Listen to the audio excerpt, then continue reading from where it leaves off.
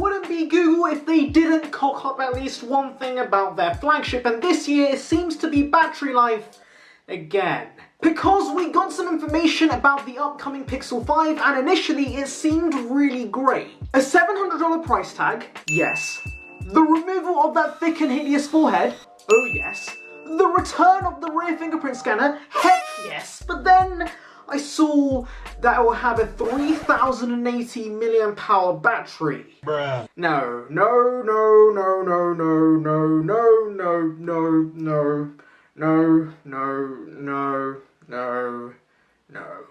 Now I'll admit, this wouldn't be as much of an issue if the display wasn't particularly power consuming. I mean, the Pixel 4a has a pretty tiny battery, but thanks to its puny 1080p screen fixed at 60Hz, the battery life is surprisingly good. The Pixel 5 though has a 6.67-inch 1440p display with some 120Hz glittered on top, and that is simply way too many pixels for that minuscule battery. Like, what is Google thinking? There's a reason why Samsung gave the Galaxy S20 Plus, which has a very similar screen size, a 4500 mAh cell, because guess what, Google? When you have a big display, you need a big battery. Big display equals big battery. Do you get it? Obviously, some people might be quick to point out that, hey, Apple's batteries really aren't that big in the first place, but thanks to iOS magic powers, battery life is really good. So Google must have done the same, right? Right?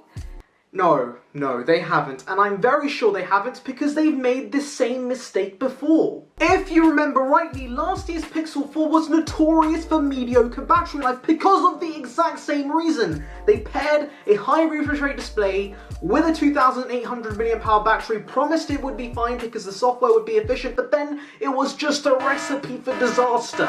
I thought companies were supposed to learn from their mistakes. I mean, isn't that how you, I don't know, make better products?